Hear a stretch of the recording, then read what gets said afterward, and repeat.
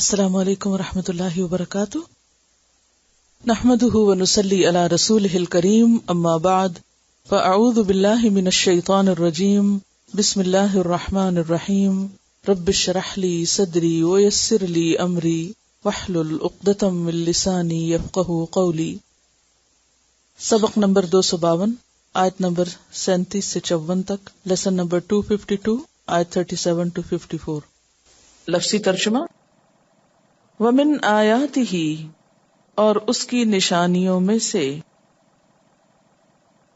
اللیل والنہار، رات اور دن ہے، والشمس والقمر، اور سورج اور چاند ہے، لا تسجدوا، نہ تم سجدہ کرو، للشمس ولا للقمر، سورج کے لیے اور نہ چاند کے لیے، واسجدوا، اور سجدہ کرو، للہ، اللہ کے لیے، الذی، وہ ذات، خلقہن، جس نے پیدا کیا ان کو، ان کنتم، اگر ہو تم، ایاہ، صرف اسی کی، تعبدون، تم عبادت کرتے، فإن استکبروا، پھر اگر وہ تکبر کریں، فالذین، تو وہ ہستیاں، عند ربک، جو تیرے رب کے پاس ہیں، یسبحون لہ، تسبیح کرتی ہیں اس کے لیے، باللیل والنہار، رات اور دن،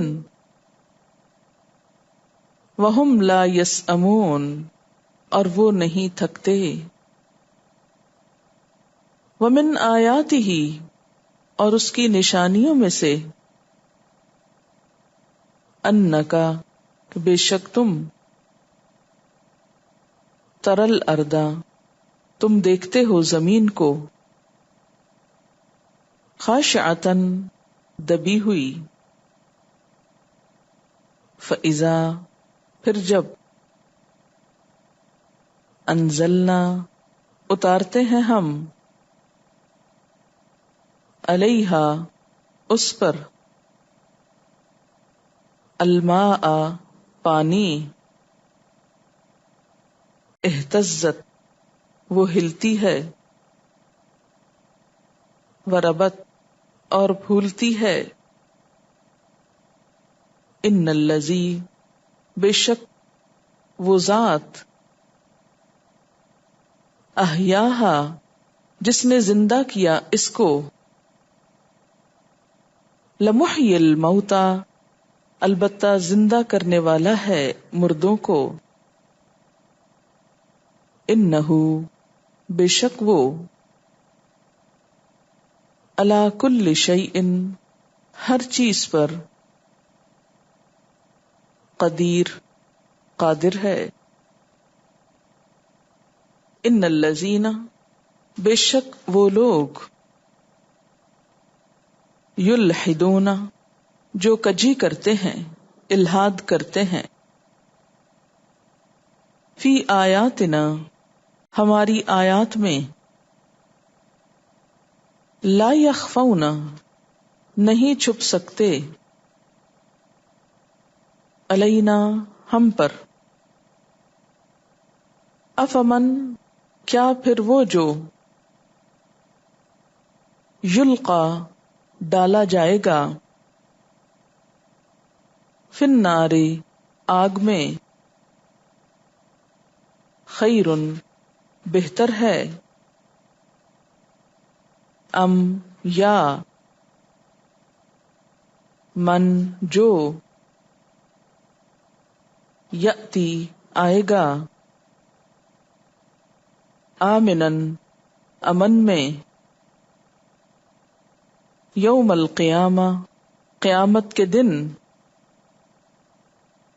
اعملوا، عمل کرو، ما شئتم جو چاہتے ہو تم، انہو بے شک وہ، بما تعملون ساتھ اس کے جو تم عمل کرتے ہو، بصیر دیکھنے والا ہے۔ ان الذین بے شک وہ لوگ، کفروا جنہوں نے کفر کیا، بالذکر نصیحت کے ساتھ، لما جب، جاءہم وہ آئی ان کے پاس، وَإِنَّهُ اور بے شک وہ، لکتاب عزیز البتہ ایک کتاب ہے زبردست، لا یأتیہ الباطل نہیں آ سکتا اس کو باطل یا اس پر باطل، من بین یدیہ اس کے سامنے سے، ولا من خلفہ اور نہ اس کے پیچھے سے، تنزیل نازل کردہ ہے،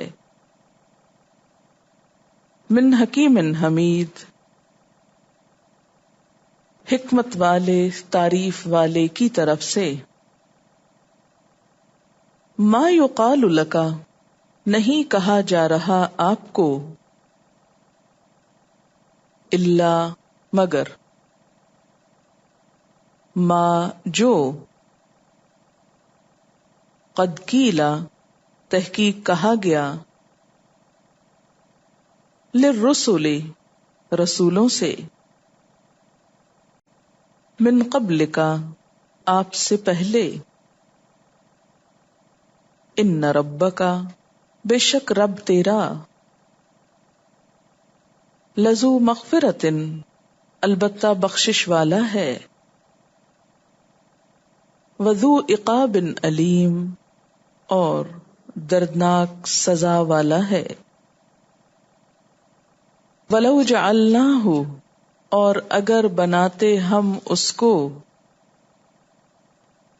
قرآنا اعجمیا قرآن اعجمی، لقالوا البتہ وہ کہتے، لولا کیوں نہیں،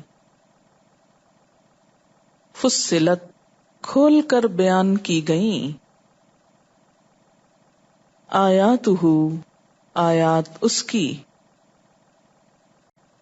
اعجمی کیا اجمی، وعربی اور عربی، قل هو للذین آمنوا کہہ دیجئے وہ ان لوگوں کے لیے جو ایمان لائے، ہدی و شفا ہدایت اور شفا ہے، والذین اور وہ لوگ، لا یؤمنون جو ایمان نہیں لاتے، فی آذانہم ان کے کانوں میں، وقر بوجھ ہے، وہوا اور وہ، علیہم ان پر، امن اندھاپن ہے، اولئک یہی لوگ، ینادون وہ پکارے جاتے ہیں، من مکان بعید دور کی جگہ سے، وَلَقَدْ آتَيْنَا اور البتہ تحقیق دی ہم نے، موسیٰ الکتاب موسیٰ علیہ السلام کو کتاب، فاختلف فیہ پس اختلاف کیا گیا اس میں، ولولا اور اگر نہ، کلمۃ ایک بات ہوتی، سبقت جو پہلے ہو چکی، من ربکا، تیرے رب کی طرف سے، لقضی بینہم، البتہ فیصلہ کر دیا جاتا ان کے درمیان، وانہم، اور بے شک وہ، لفی شکن، البتہ شک میں ہے، منہ، اس کی طرف سے، مریبن، بے چین کرنے والے، من عمل صالحا، جس نے اچھے عمل کیے، فلنفسہ، تو اپنے ہی ذات کے لیے، ومن اساء، اور جس نے برا کیا، فعلیہا، تو اسی پر ذمہ داری ہے، وما ربک، اور نہیں رب تیرا، بظلام، بہت ظلم کرنے والا، للعبید، بندوں کے لیے، الیہ، اس کی طرف، یرد، لوٹایا جاتا ہے، پھیرا جاتا ہے، علم الساعہ، علم قیامت کا، وما تخرج، اور نہیں نکلتا، من ثمرات، پھلوں میں سے، من اکمامہا، اس کے غلافوں میں سے، شگوفوں میں سے، وما تحمل، اور نہیں اٹھاتی، من انثی، کوئی مادہ، ولا تدع، اور نہ جنتی ہے، الا بعلمہ، مگر اس کے علم کے ساتھ، ویوم، اور جس دن، ینادیہم، وہ پکارے گا ان کو، اور بریکٹ میں لکھیے پکار کر کہے گا، این شرکائی، کہاں ہیں میرے شریک، قالو، وہ کہیں گے، آذناک، ہم عرض کر چکے ہیں آپ کو، ما منا، نہیں ہم میں سے، من شہید، کوئی گواہ، وضل عنہم، اور گم ہو جائیں گے ان سے، ما کانوا، جو تھے وہ، یدعون، پکارتے، من قبل، اس سے پہلے، وظنوا، اور وہ سمجھ لیں گے، ما لہم، نہیں ان کے لیے، من محیص، کوئی چھٹکارا، کوئی جائے پناہ، لا یسأم الانسان، نہیں تھکتا انسان، من دعاء الخیر، بھلائی کی دعا سے، وَإِن مَسَّهُ الشَّرُّ، اور اگر چھو جاتا ہے اس کو شر، فَيَئُوسٌ، تو مایوس ہو جاتا ہے، قنوط، بہت نا امید، وَلَئِنْ أَذَقْنَاهُ، اور البتہ اگر چکھاتے ہیں ہم اس کو، رحمتاً، کوئی رحمت، منا، اپنی طرف سے، من بعد ضراء، بعد تکلیف کے،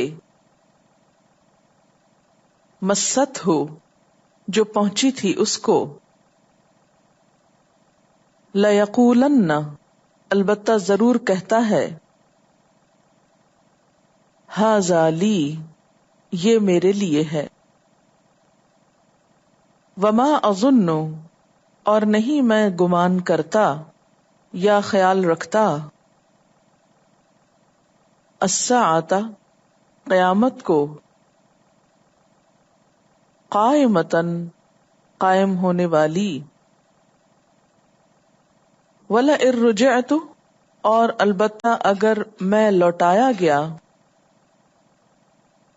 اِلیٰ ربی اپنے رب کی طرف، ان یقیناً، لی میرے لیے، اندہ اس کے پاس، للحسنی البتہ بہتری ہے، بھلائی ہے، فَلَنُنَبِّئَنَّ الَّذِينَ كَفَرُوا پس البتہ ہم ضرور آگاہ کریں گے، خبر دیں گے ان لوگوں کو جنہوں نے کفر کیا، بما عملوا ساتھ اس کے جو انہوں نے کام کیے، وَلَنُذِيقَنَّهُمْ اور البتہ ہم ضرور چکھائیں گے ان کو، من عذاب غلیظ سخت عذاب میں سے، وَإِذَا اور جب، انعمنا انعام کرتے ہیں ہم، علی الانسان انسان پر، اعرض وہ اعراض برتتا ہے، بے رخی کرتا ہے، ونأى اور موڑ لیتا ہے، بجانبہ اپنے پہلو کو، وَإِذَا اور جب، مَسَّهُ الشَّرُّ پہنچتی ہے اس کو تکلیف، ناگوار چیز، فَذُو دُعَاءٍ عَرِيضٍ تو لمبی چوڑی دعا والا ہوتا ہے، یعنی دعا کرنے والا ہوتا ہے، قل کہہ دیجئے، ارأیتم کیا غور کیا تم نے، ان کان اگر ہے، من عند اللہ یہ اللہ کی طرف سے، ثم کفرتم بہ پھر تم نے کفر کیا اس کا، من اضل کون زیادہ بھٹکا ہوا ہے، ممن اس سے بڑھ کر جو، ہوا وہ، فی شقاق بعید دور کی ضد میں ہے، مخالفت میں ہے، سنریہم ان قریب ہم دکھائیں گے ان کو، آیاتنا اپنی نشانیاں، فی الآفاق افق میں، آفاق میں، مشرق و مغرب میں، وفی انفسہم اور ان کے نفسوں میں، حتی یہاں تک کہ، یتبین لہم واضح ہو جائے گا ان کے لیے، انہ الحق کہ وہ حق ہے، اولم یکفی بربک کیا کافی نہیں ہے تیرے رب کے ساتھ، انہ بے شک وہ، علی کل شیء شہید ہر چیز پر گواہ ہے، الا خبردار، انہم بے شک وہ، فی مریۃ شک میں ہیں، من لقاء ربہم اپنے رب کی ملاقات سے، الا خبردار، انہو بے شک وہ، بکل شیء ہر چیز کے ساتھ، محیط احاطہ کرنے والا ہے، ومن آیاتہ اور اس کی نشانیوں میں سے، اللیل والنہار رات اور دن ہے، والشمس والقمر اور سورج اور چاند، یہ سب اللہ کی نشانیاں ہیں، نہ کہ ایسی چیزیں جنہیں انسان پوجنا شروع کر دے یا جن کی عبادت کرے۔ لا تسجدوا للشمس ولا للقمر، نہ تم سجدہ کرو سورج کے لیے اور نہ چاند کے لیے، واسجدوا للہ، اور سجدہ کرو اللہ کے لیے، الذی خلقہن، وہ ذات جس نے ان کو پیدا کیا ہے، یعنی بجائے سورج اور چاند کو پوجنے کے اس کی پوجا کرو، اس کی عبادت کرو جس نے سورج چاند کو پیدا کیا۔ ان کنتم ایاہ تعبدون، اگر ہو تم صرف اسی کی عبادت کرتے، تو عبادت میں خاص طور پر سجدے کا ذکر کیا گیا کیونکہ یہ عبادت کی سب سے بہترین شکل ہے، خاص شکل ہے۔ واسجدوا للہ الذی خلقہن ان کنتم ایاہ تعبدون، تو گویا اللہ کی عبادت کا ثبوت دینے کے لیے کیا ضروری ہے؟ سجدہ۔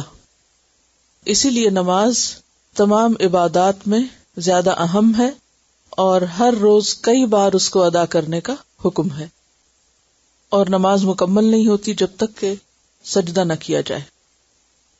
فَإِنِ اسْتَكْبَرُوا، پھر اگر وہ تکبر کریں، سجدے سے انکار کریں، جیسے ابلیس نے سجدے سے انکار کیا تو اس کے اس عمل کو کس سے تشبیہ دی گئی؟ تکبر سے۔ ابا واستکبر، اس نے انکار کیا اور تکبر کیا، گویا انکار تکبر کے ہم معنی ہے۔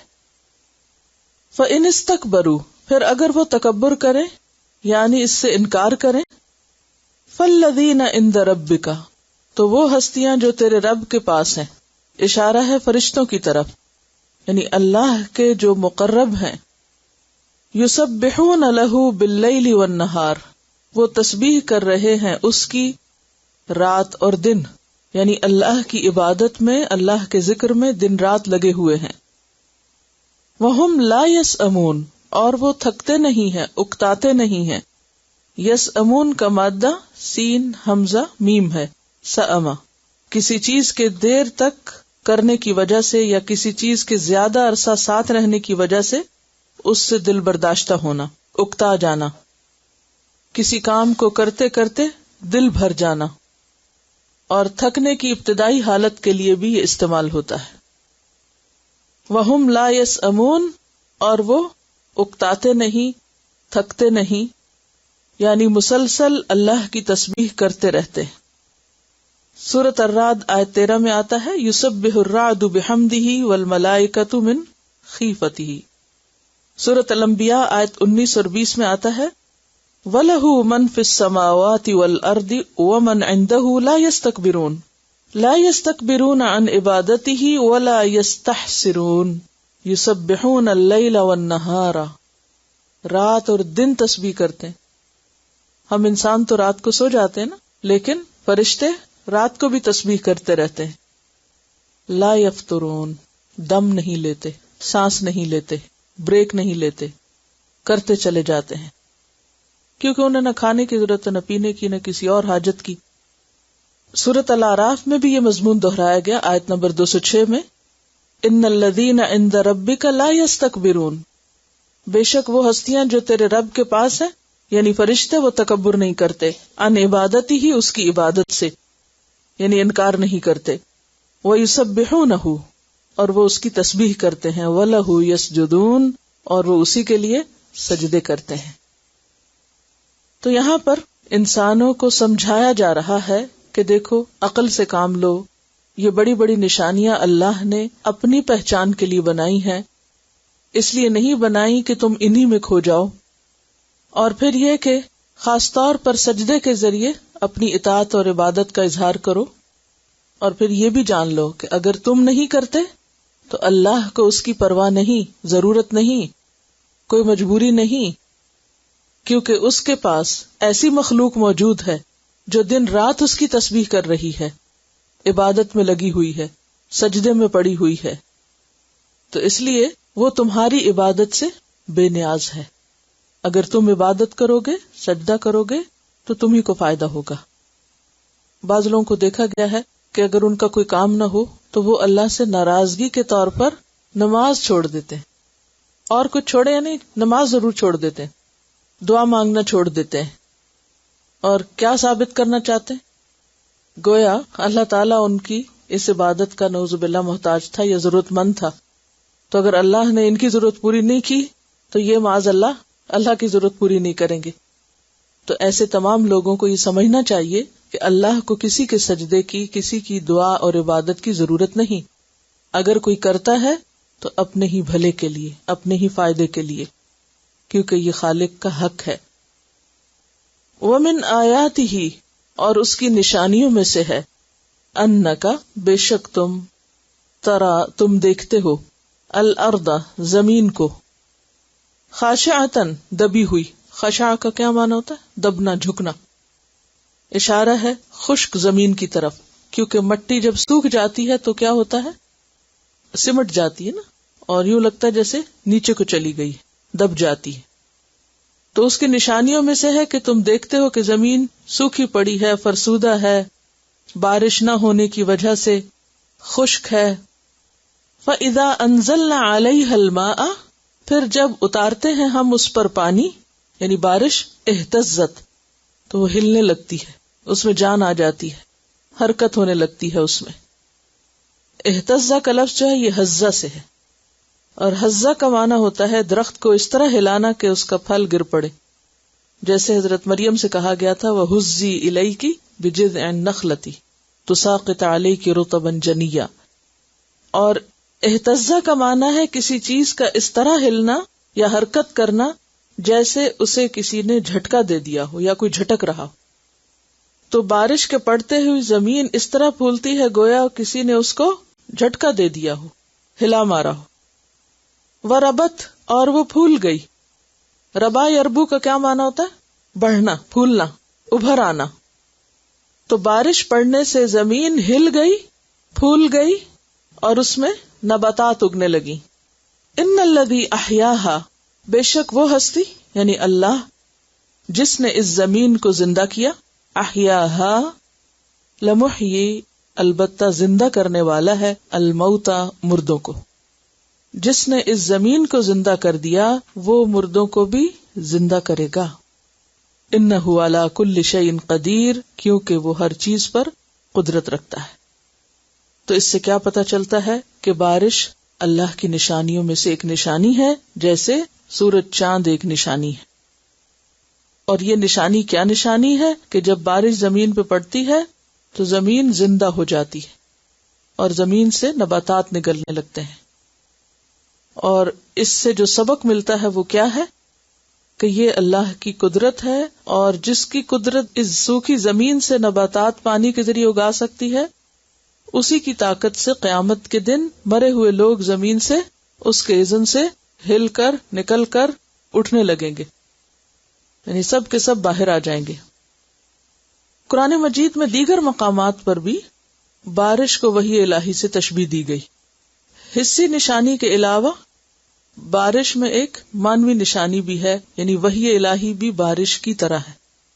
تو اس کا اثر بھی کیا ہوتا ہے کہ جب کسی شخص کے دل پر وہ پڑتی ہے اور اندر داخل ہو جاتی ہے تو نتیجہ کیا نکلتا ہے؟ وہ دل زندہ ہو جاتا ہے۔ مردہ دل زندہ ہونے لگتے ہیں، لیکن شرط کیا ہے؟ کہ وہ بارش اندر جائے۔ جیسے پتھر پہ بارش پڑے، اگر دن رات بھی پڑتی رہے تو کیا ہوتا ہے؟ اندر کچھ بھی نہیں جاتا اور اندر سے کچھ بھی نہیں پھوٹتا، اور جب بارش جاتی ہے تو ویسے کا ویسے ہی سوکھا ہوتا ہے جیسے بارش سے پہلے تھا۔ لیکن جو نرم زمین ہوتی ہے، بس صرف پیاسی ہوتی ہے، تو اس پر بارش پڑتے ہی اس میں سے خیر پھوٹنے لگتی، اس کی زندگی بحال ہو جاتی ہے۔ کیونکہ قرآن مجید میں ایسے انسان کو جو علم سے عاری ہو، کس سے تشبیہ دی گئی؟ مردے سے۔ تو جو رب بارش کے ذریعے زمین پہ سبزہ اگاتا ہے، وہ رب وحی کے ذریعے دلوں کو بھی بارونق کر دیتا ہے۔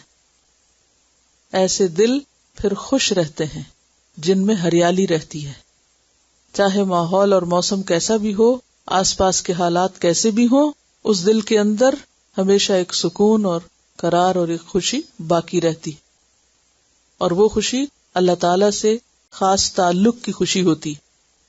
تو جب کبھی اپنے دل کو مردہ پائیں، دل نہ لگے یا دل بند ہوتا محسوس ہو یا دل کے اندر کوئی حرارت نہ ہو، کوئی امنگ نہ ہو، تو علاج کیا ہے؟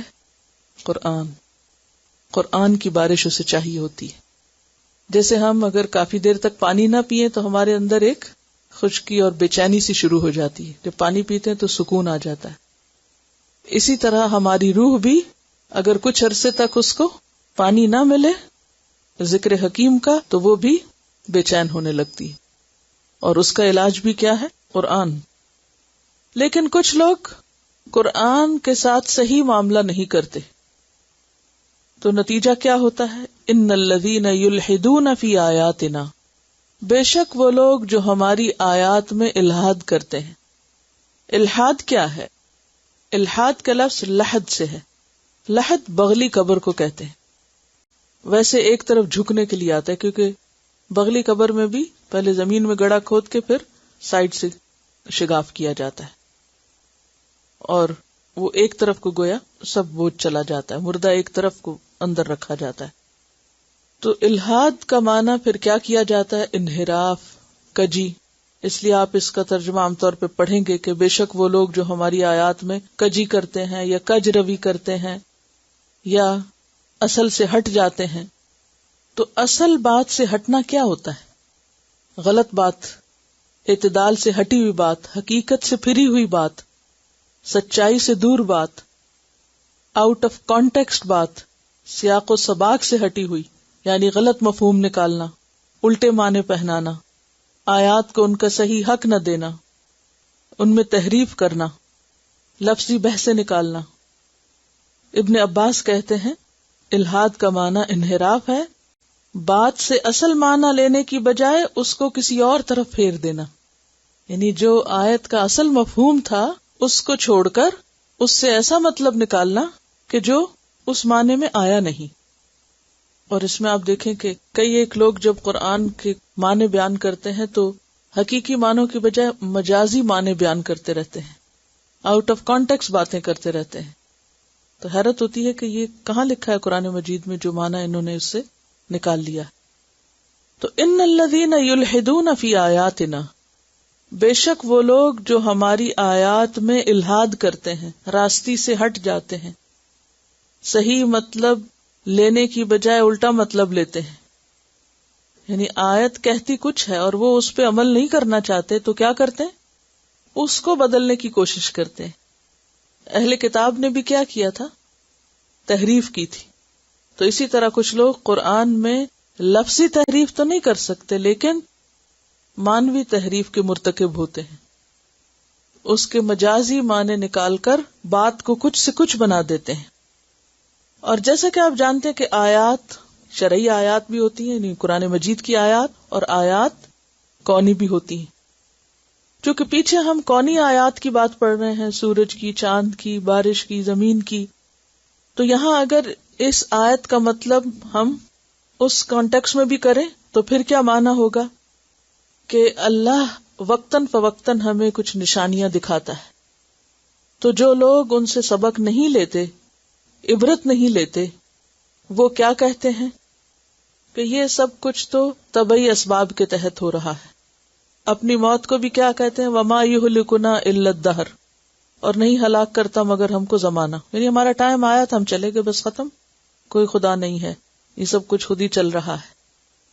تو یہ بھی کیا ہے؟ دراصل کائنات کی نشانیاں جو سبق ہمیں دیتی ہیں کہ ان کے خالق کو پہچانو. وہ اس کو پہچاننے کی بجائے ان کا مطلب کچھ اور نکالتے ہیں. اور ہر نشانی کس پر دلیل ہے؟ خالق پر. تو وہ خالق تک پہنچانے کی بجائے انسان کو کہاں پہنچا دیتے ہیں؟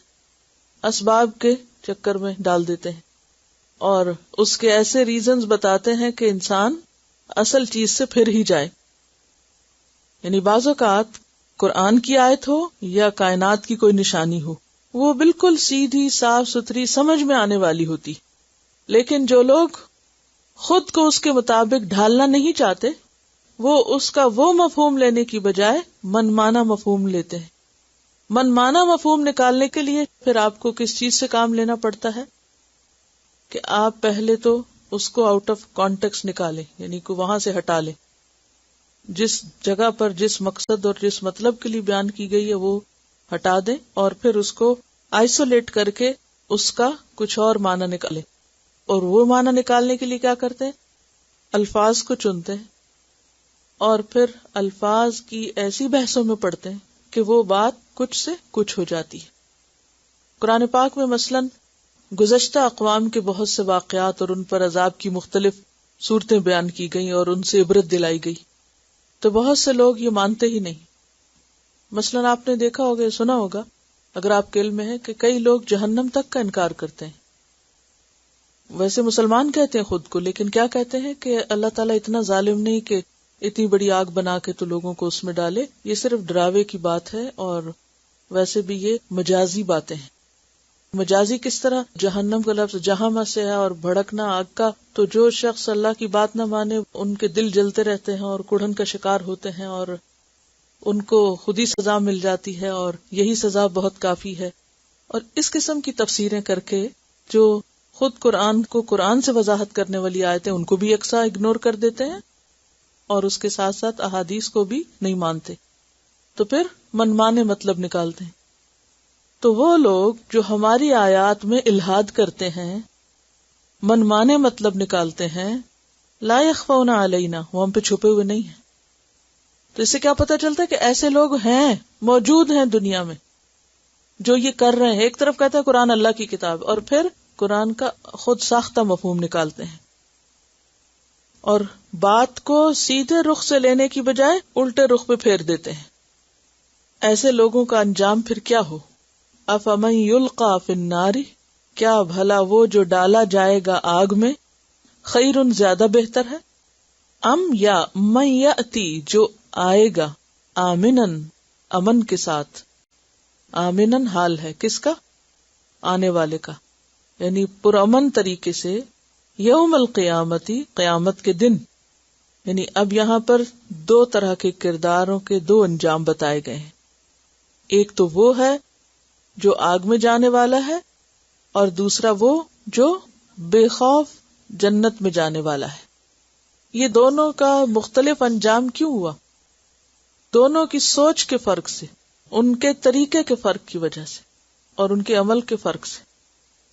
تو اب یہاں چوائس دی جا رہی ہے کہ لوگوں خود سوچ لو، کیا وہ جو آگ میں جانے والا ہے وہ بہتر ہے، یا وہ جو امن کے ساتھ جنت میں چلا جائے گا قیامت کے دن؟ جیسے سورۃ فرقان میں آتا ہے نا، قل اذالک خیر ام جنت الخلد، یہ بہتر ہے یا جنت الخلد بہتر ہے؟ تو جو شخص اللہ کی آیات اور اللہ کی بات کو بدل دے وہ بہت بڑا مجرم ہے. ذرا اپنے آپ کو رکھ کے دیکھیے اس جگہ. آپ نے اگر کسی مجلس میں کسی جگہ کوئی بات کسی کانٹیکس میں کہی ہے، اور کوئی شخص وہاں سے نکل کر اس بات کو باہر جا کر کسی اور کانٹیکس میں کر دے، اور آپ کو پتا چلے کہ آپ کے ساتھ یہ کیا گیا ہے، تو آپ کا ری ایکشن کیا ہوگا؟ غصہ آئے گا؟ کچھ کرنا چاہیں گے اس کے ساتھ؟ تو میری اور آپ کی تو ہستی کیا ہے کہ اگر ہماری کوئی باتیں بدل دے تو، کیونکہ میری اور آپ کی بات اگر کوئی بدل بھی دے تو اس سے کوئی بہت بڑا نقصان نہیں. لیکن اگر کوئی اللہ کی بات جو کہ ہدایت کی بات ہے، جس سے لوگوں کا ہمیشہ کا مستقبل وابستہ ہے، اگر اس کو کوئی بدلتا ہے تو یہ بہت ہی بڑا جرم ہے، کیونکہ وہ خود بھی بھٹکا اور اس نے اوروں کو بھی بھٹکا دیا. تو جب کوئی اوروں کو بھی بھٹکا دے اور ان کو بھی جہنم میں لے جائے تو پھر ایسے بھٹکانے والے کی پکڑ کیسی ہونی چاہیے؟ تو اللہ تعالیٰ کسی پہ ظلم نہیں کرتا. چوائس دے کے بعد میں کیا فرمایا؟ اعملوا ما شئتم، کرو جو تم چاہتے ہو.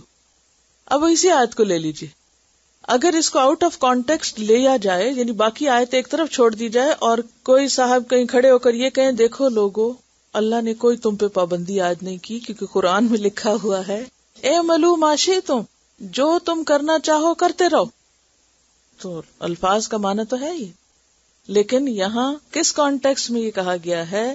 دھمکی کے انداز میں. جیسے ماں اپنے بچے کو کہتی ہے نا، اچھا کر لو جو تم کرتے ہو، پھر دیکھنا تمہارے ساتھ کیا ہوتا ہے، اور کرو. جیسے کسی کھانے سے کوئی بچہ بیمار ہوئی تو کیا کہتا ہے؟ اور کھاؤ. اس کا یہ تھوڑی مطلب ہوتا ہے کہ وہ واقعی اور کھائے اس چیز کو. جیسے اگر دانت میں درد ہو گیا اور بچے چاکلیٹ نہیں چھوڑتے تو آپ کیا کہتے ہیں اس وقت جب وہ روتا ہے؟ اور چاکلیٹ کھاؤ. تو اس کا یہ مطلب تھوڑی ہے کہ وہ واقعی اور کھائے. یہ سمجھانے کا ایک انداز ہے. اور اگر کوئی بچہ یہ کہے کہ نہیں میری ماں نے کہا تھا کہ تم اس کے بعد اور زیادہ چاکلیٹ کھاؤ، جیسے کہ بچے بعض اوقات کہتے بھی ہیں کہ آپ نے خود ہی کہا تھا کہ یہ کرو، تو پھر وہ ایک بچے کا عمل تو ہو سکتا ہے مگر ایک عقل مند انسان کا نہیں. اور اگر عقل مند انسان ایسی بچگانہ سوچ اختیار کرے تو پھر یہ اللہ کے کلام کے ساتھ مذاق ہے. تو یہاں پر کیا فرمایا؟ اعملوا ما شئتم، ابھی تو تم کو آزادی ہے، جو تمہارے دل میں ہے وہ تم کر سکتے ہو، لیکن انجام کو نہ بھولو. انہ بما تعملون بصیر، بے شک وہ ساتھ اس کے جو تم عمل کر رہے ہو دیکھ رہا ہے، تمہارے سارے اعمال سے خوب باخبر ہے. اس کی کیا ضرورت ہے؟ خبر رکھنے کی کیا ضرورت ہے؟ یہ سارے ریکارڈ جمع کرنے کی کیا ضرورت ہے؟ تاکہ وہ تمہارے اعمال کے مطابق تمہارا انجام متعین کرے کہ تم کس قابل ہو، کیا لے کر آئے ہو. ان الذین کفروا بالذکر، بے شک وہ لوگ جو کفر کرتے ہیں ذکر کے ساتھ. ذکر سے مراد یہاں قرآن مجید ہے. دلیل انا نحن نزلنا الذکر وانا لہ لحافظون، اور اس آیت کے اندر بھی دلیل موجود ہے. لما جاءہم، جب کہ وہ آ گیا ان کے پاس، وَإِنَّهُ لَكِتَابٌ عزیز، اور بے شک وہ ذکر کیا ہے؟ کتاب عزیز، زبردست کتاب، یعنی قرآن مجید. تو اس آیت سے واضح طور پر پتہ چلتا ہے کہ قرآن مجید میں ذکر کا لفظ براہ راست قرآن مجید کے لیے استعمال ہوا ہے. ان الذین کفروا بالذکر لما جاءہم وَإِنَّهُ لَكِتَابٌ عزیز. قرآن کیا ہے؟ زبردست کتاب. عزیز کا کیا معنی ہوتا ہے؟ بہت دفعہ بتا چکی ہوں، امید ہے یاد ہو گیا ہوگا. ہاں، عزت کے کیا کیا معنی ہیں؟ عزت القدر، عزت الامتناع اور عزت تین معنی ہیں، نہیں یاد؟ غلبہ، عزت کا معنی غلبہ، قدر، اور امتناع کا کیا معنی ہوتا ہے کہ ہر چیز کو یعنی روکنے والی، منع سے ہے. امتناع کا لفظ جو ہوتا ہے نا منع سے ہے. یعنی عزیز ایسی زبردست کتاب ہے، ایسی قوت والی ہے کہ وہ اس کا مقام بھی باعزت ہے. کتاب عزیز یعنی باعزت کتاب ہے. پھر یہ کہ اپنے دلائل کے اعتبار سے غالب آنے والی ہے. اور پھر امتناع کے معنوں میں روک ہے. کس بات سے روک؟ لا یأتیہ الباطل من بین یدیہ ولا من خلفہ، نہیں آتا اس کے پاس باطل اس کے آگے سے اور نہ پیچھے سے. اب آپ دیکھیے کہ اگر کوئی کسی پہ حملہ آور ہو اور وہ نہ اس کو سامنے سے آنے دے اور نہ پیچھے سے، تو یہ جو کیفیت ہے یا قوت ہے یہ کیا ہوگی؟ امتناع کی. سمجھ رہے کہ وہ منع کرتا ہے کہ یہاں سے نہیں آ سکتے تم، اور وہ منع کرتا ہے کہ ادھر سے بھی نہیں آ سکتے. آگے سے اور پیچھے سے کا کیا مطلب ہے؟ کسی طرف سے بھی نہیں. باطل اس میں آ ہی نہیں سکتا، داخل ہو ہی نہیں سکتا، نہ آگے سے اور نہ پیچھے سے. یعنی اللہ تعالیٰ نے ایسی کتاب بھیجی ہے، اس کے ایسے الفاظ ہیں، ایسے مفہوم اور معانی ہیں، ایسی زبان اور ایسا اسٹائل ہے کہ کوئی شخص کہیں سے بھی کوئی لفظ اس کے اندر داخل کرنے کی جرت نہیں رکھتا کہ اپنی مرضی سے اس میں لفظی تحریف کر پائے. یعنی کوئی لفظ اس میں بڑھا نہیں سکتا کہ جس سے معنی بدل دے، فوراً پتہ چل جاتا ہے. اسے حیرت کی بات نہیں کہ 1400 سال سے اس کتاب کے اندر کوئی شخص ایک پیراگراف تو کیا، ایک لائن تو کیا، ایک لفظ بڑھا نہیں سکا، ایڈ نہیں کر سکا، نہ اس کے حق میں نہ اس کے خلاف. اس نے کسی کو اندر آنے ہی نہیں دیا، ایسی روک کھڑی کی ہوئی ہے. اس کے باوجود کہ لوگوں نے تحریف کرنے کی کوشش کی، الہاد کرنے کی کوشش کی، اس کو منمانے مطلب دیے، لیکن اس کے الفاظ میں کسی قسم کی کوئی تحریف کر نہیں سکا. اور اب تو یہ کتاب پریس کے دور میں داخل ہو چکی ہے. پریس کے دور سے پہلے بھی جب لوگ ہاتھوں سے ہی سب لکھتے تھے تو بھی کوئی کچھ بھی اس میں ایڈ omit نہیں کر سکا، کوئی نکال بھی نہیں سکا. اگر کسی نے کوئی ایسی کوشش کی تو فوراً پکڑی گئی اور فوراً وہاں کی درستگی کر دی گئی. اور یاد ہوگا آپ کو میں نے پہلے پارے کی تفسیر میں بتایا تھا جرمنی کے اس انسٹیٹیوٹ کے بارے میں کہ جہاں پر ہزاروں کی تعداد میں قرآن مجید کے نسخے اکٹھے کیے گئے، 3 جنریشنز نے اس پہ کام کیا، اور ہر نسخے کو باہم کمپیئر کیا گیا ایک دوسرے سے، اور الٹیمیٹ جو رپورٹ آئی، ابھی جو پری فائنل رپورٹ تھی، اس میں کیا بتایا گیا؟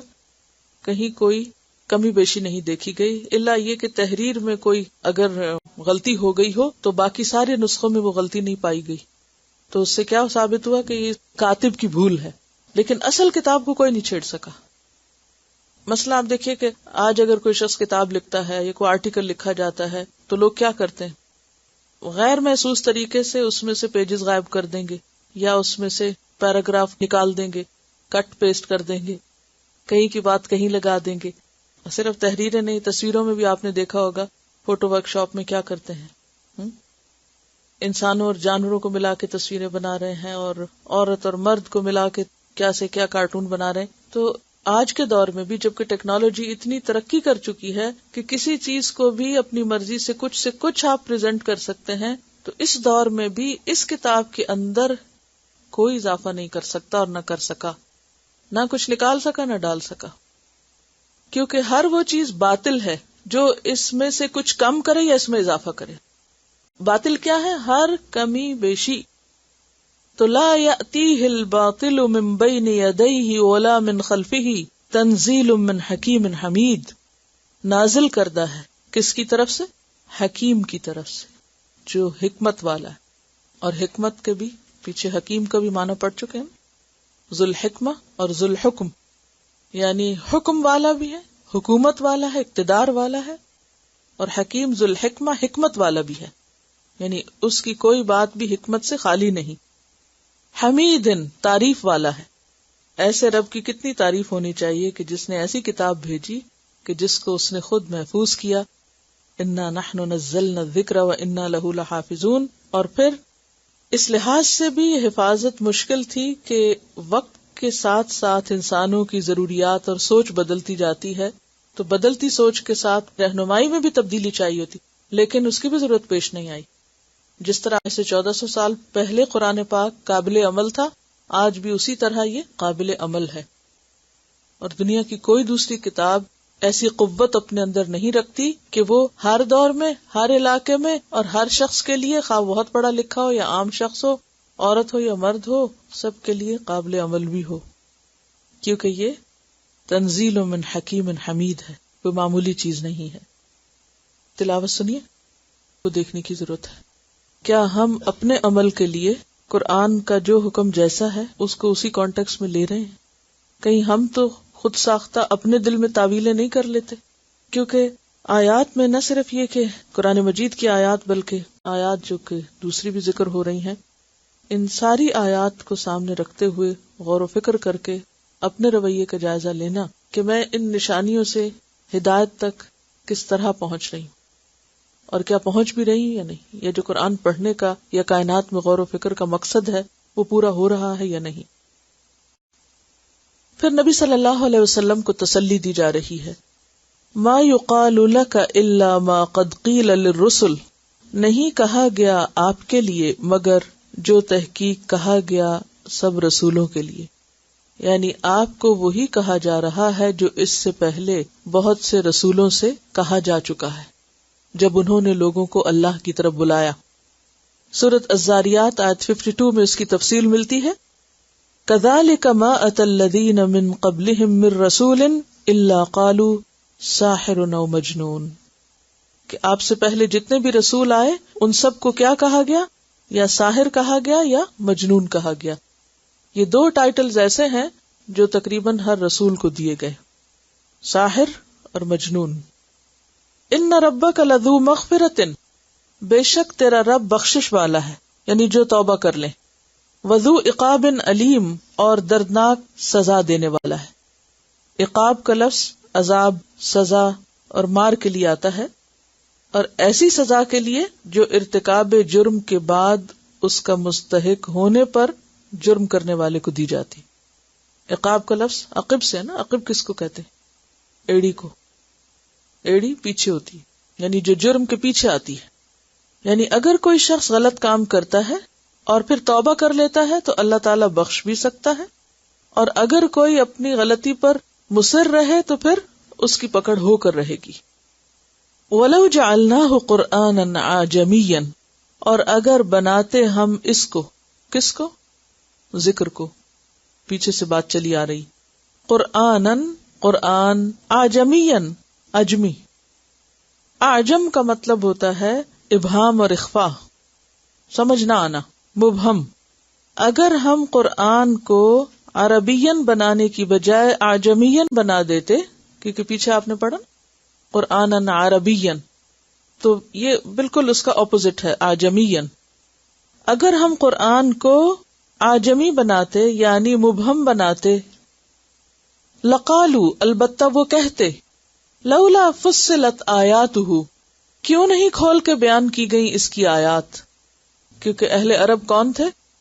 کلام دان تھے، کلام کی خوبصورتی کو بہت اچھی طرح جانتے تھے، اچھے اور برے کلام کی پہچان معلوم تھی ان کو.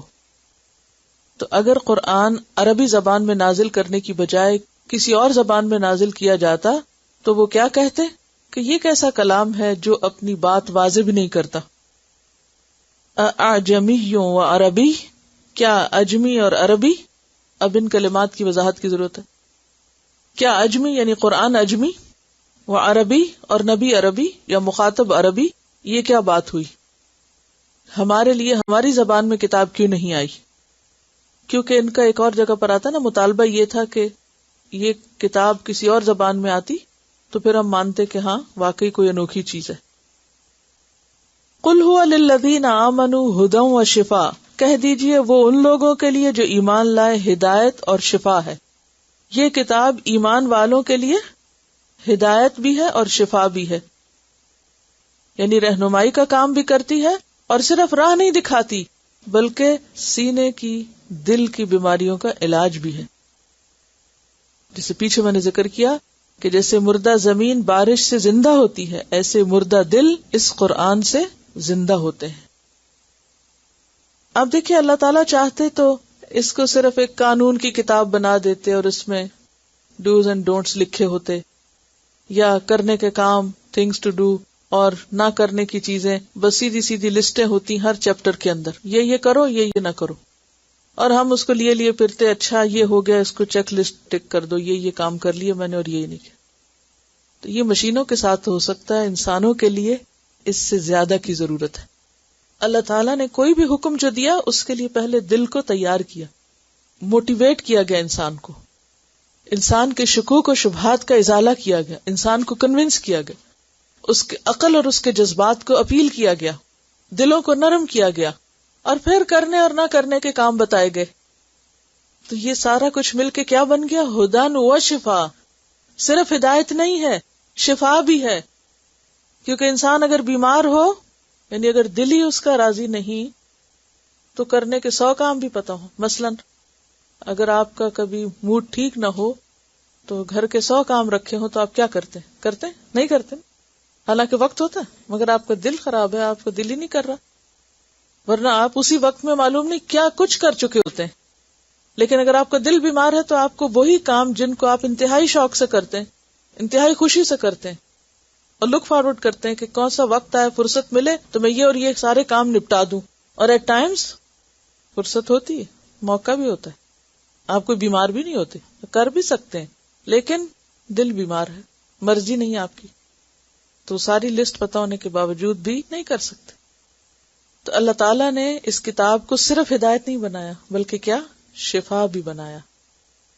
اور دل پہ قرآن اترا نا، دل جتنا صحت مند ہوگا، جتنا قوی ہوگا، اتنا ہی زیادہ بہتر عمل ہوگا انسان کا.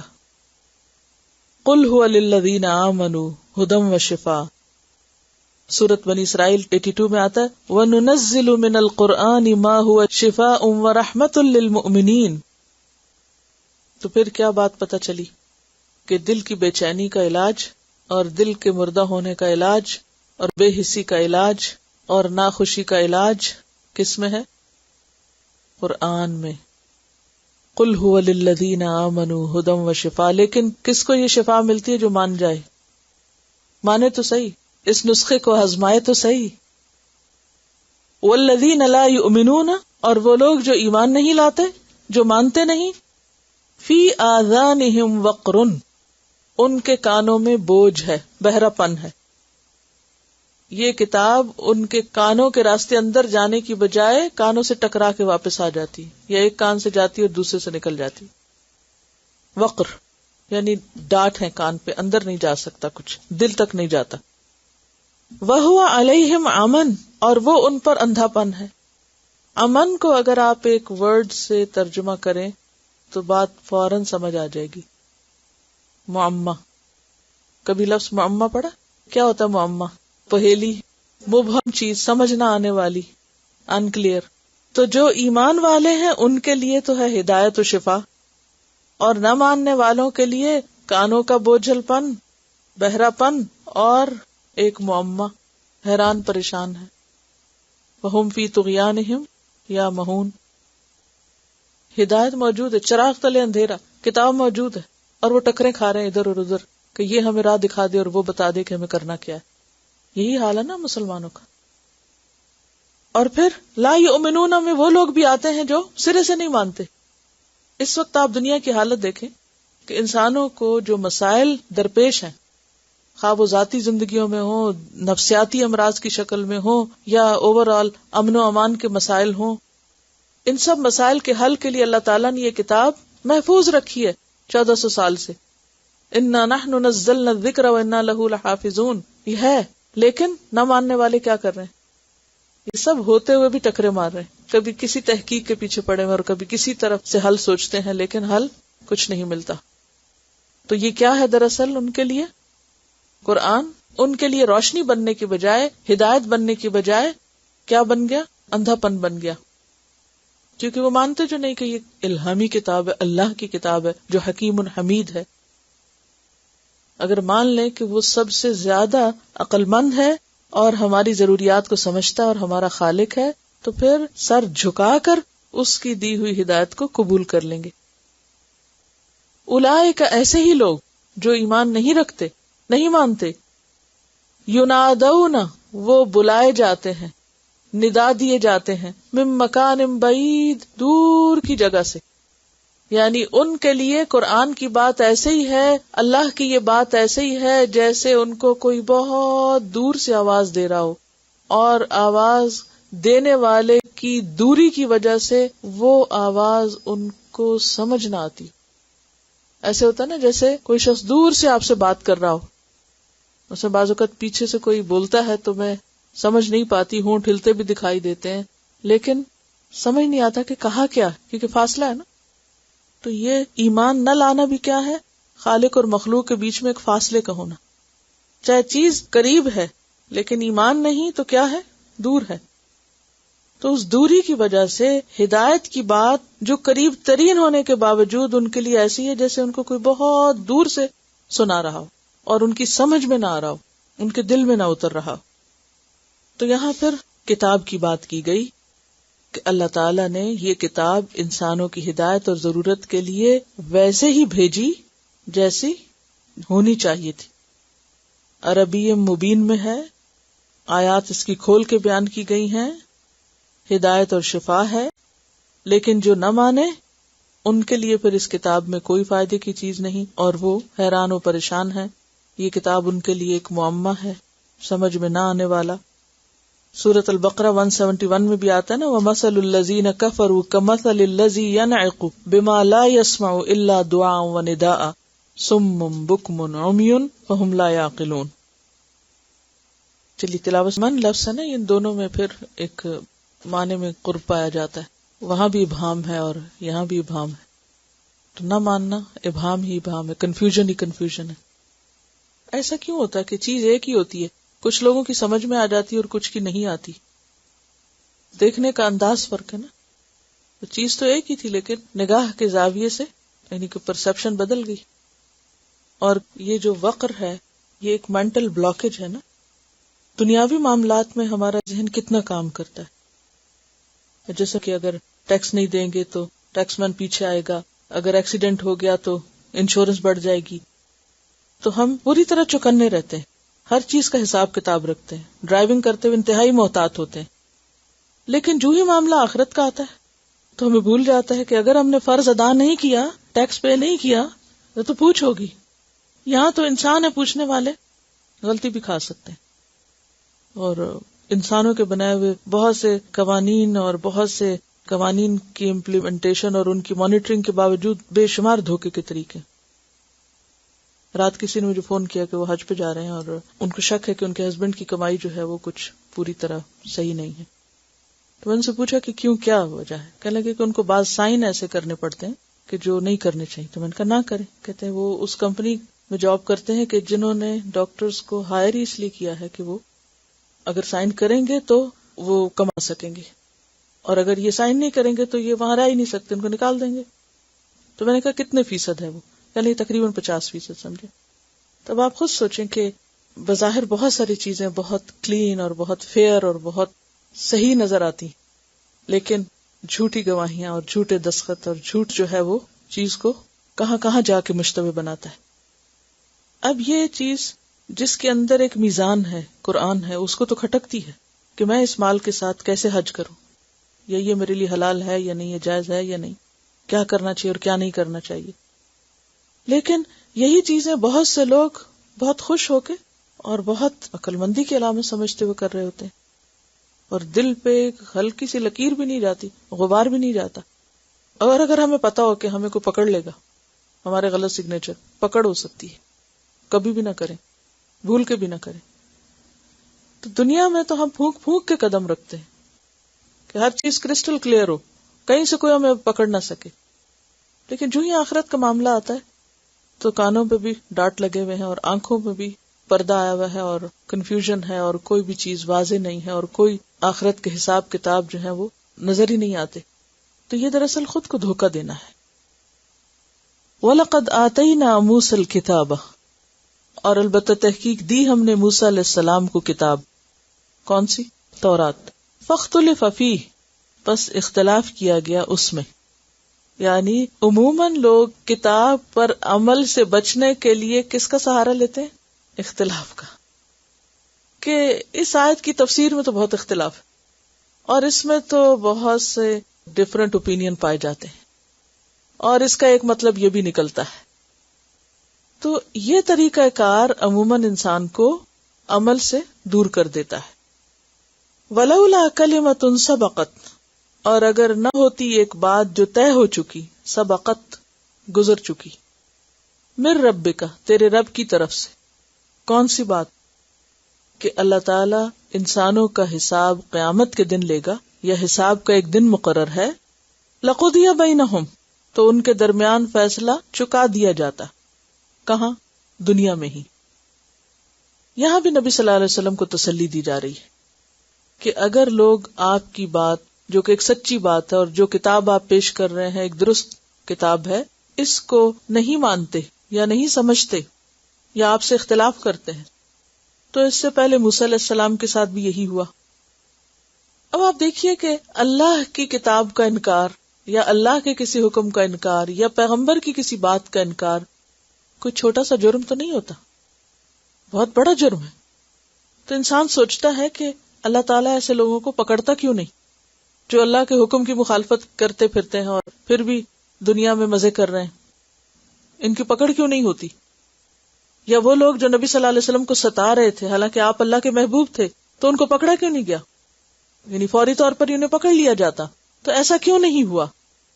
کیونکہ جو یہ تلخ دن تھے یا یہ مشکلات جو تھی وہ 1-2 دن یا 1-2 ہفتے یا مہینے نہیں تھی، بلکہ 13 سال پہ محیط تھی. جس دن سے آپ نے یہ پیغام پہنچانا شروع کیا تو آپ کی مخالفت شروع ہوئی، اور جو ہی ورقہ بن نوفل کے پاس گئے تو انہوں نے کیا کہا؟ کاش میں اس دن تک زندہ رہوں اور آپ کی خوب مدد کروں جب آپ کی قوم آپ کو نکال دے گی. تو ڈے 1 پہ آپ کو کیا میسج ملا؟ کہ یہ وہ پیغام ہے کہ جس کے نتیجے میں یہ مشکلات آتی ہیں. تو اس کے بعد آہستہ آہستہ مخالفت بڑھتے بڑھتے حتیٰ کہ آپ کو وہ جگہ چھوڑنی پڑی. اتنی مشکلات میں انسان سوچتا ہے کہ اگر یہ کتاب سچی ہے، پیغمبر سچا ہے، بات سچی ہے، تو جھوٹے لوگوں کی پکڑ کیوں نہیں ہوتی؟ تو اللہ تعالیٰ فرما رہے ہیں کہ ان کی پکڑ کا ایک دن مقرر ہے، یہ اللہ نے پہلے سے طے کر رکھا. اب سوال یہ پیدا ہوتا ہے کہ اللہ تعالیٰ نے ایسا کیوں کیا کہ دن مقرر کیا، ابھی کیوں نہیں رکھا؟ بات یہ کہ اگر ایسا کیا جاتا تو زمین پر ایک جاندار بھی زندہ نہ رہتا، پھر تو زمین کا نظام ہی نہ چلتا، کوئی باقی ہی نہ رہتا. جب لوگ ہی باقی نہ رہتے تو نہ ان کی نسلیں رہتی، پھر تو سب کچھ ٹھپ ہو جاتا. اب بھی آپ نے دیکھا ہوگا کہ بعض اوقات لوگ اس طرح کی باتیں کرتے ہیں، کیا خدا زندہ ہے، کیا خدا موجود ہے، تو پھر دنیا میں یہ ظلم کیوں ہو رہا ہے اور وہ خرابی کیوں ہو رہی ہے اور یہ انصاف کے خلاف ہے، اور بہت سی اس قسم کی توجیحات پیش کرتے رہتے ہیں. تو بات یہ ہے کہ اللہ تعالیٰ نے تمام چیزوں کے لیے ایک وقت رکھا ہے، اور اگر وہ اس سے پہلے ہی فیصلہ کرنا شروع کر دے تو پھر کچھ بھی باقی نہ رہے. جیسے سورۃ فاطر 45 میں آتا ہے وَلَوْ يُؤَاخِذُ اللَّهُ النَّاسَ بِمَا كَسَبُوا مَا تَرَكَ عَلَى ظَهْرِهَا مِن دَابَّةٍ وَلَكِنْ يُؤَخِّرُهُمْ إِلَى أَجَلٍ مُّسَمًّى. اگر اللہ لوگوں کو ان کی کمائی کے عوض پکڑنے لگے تو زمین پر ایک جاندار نہ چھوڑے، لیکن وہ ان کو ایک وقت مقرر تک مہلت دے رہا ہے.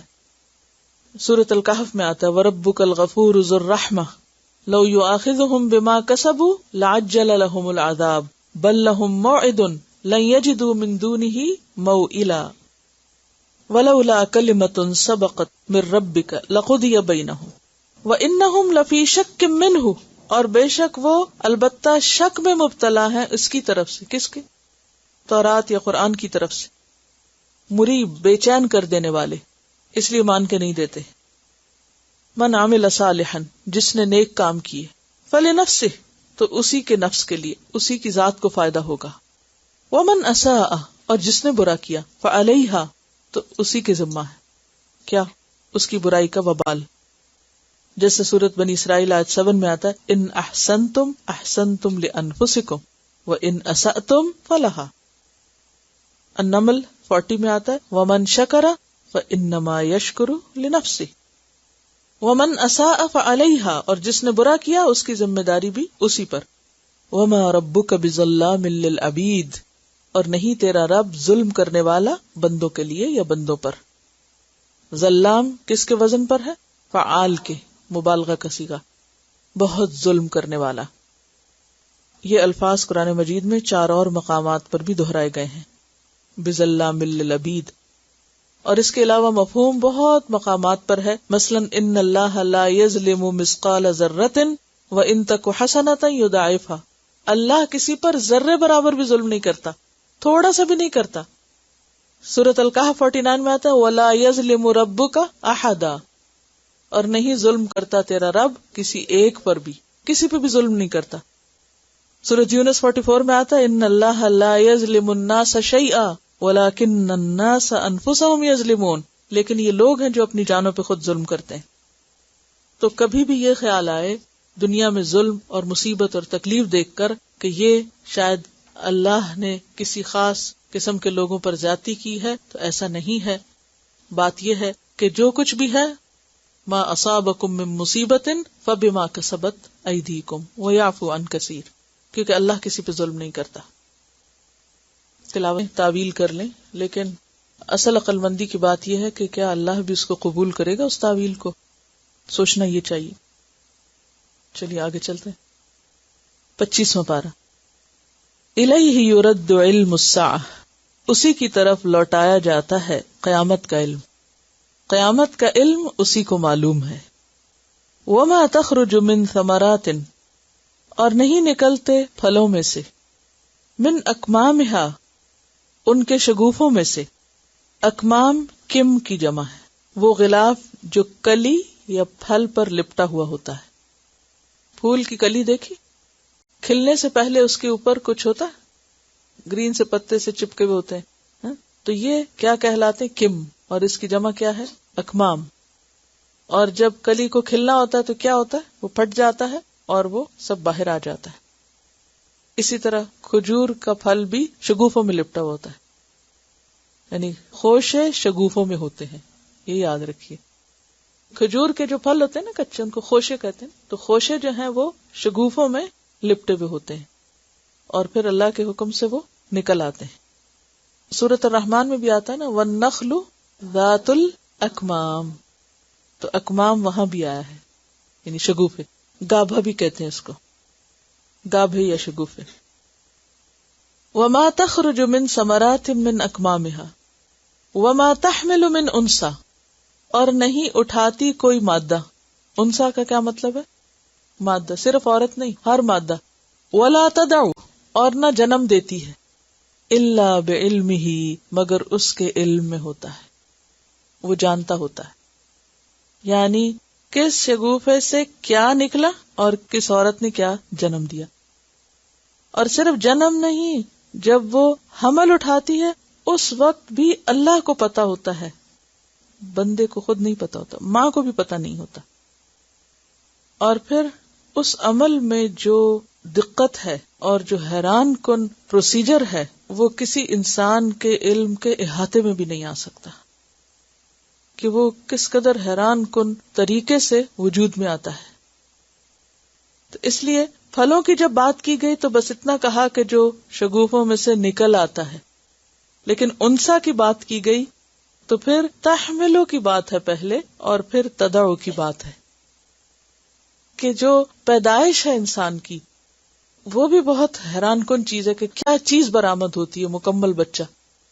لیکن اس کا آغاز کیسے ہوتا ہے، وہ نقطہ آغاز جو ہے اس کا علم ہونا اور اس کا پایہ تکمیل کو پہنچنا، یہ اللہ کی قدرت کی بہت بڑی نشانی ہے.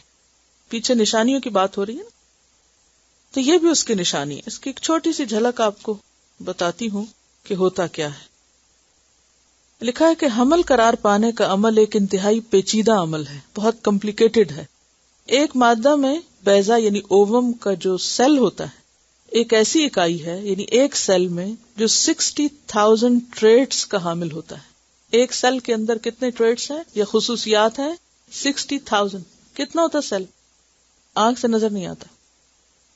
اگرچہ خلیوں کی خاص قسم کی تقسیم کو میوسس کہتے ہیں، یعنی باقی جو ہمارے جسم میں پائے جاتے ہیں سیلز، تو یہ بھی ایک سیل ہی ہوتا ہے نا، اووم جو ہے. مگر اووم اس کا بغیر کسی ترتیب کے، یعنی اس میں ترتیب نہیں ہوتی، ان 60,000 خصوصیات کے نصف کا حامل ہوتا ہے. یعنی ایک سیل کے اندر جو خصوصیات ہوتی ہیں اس میں سے جو اووم ہے اس کے اندر 30,000 خصوصیات ہیں.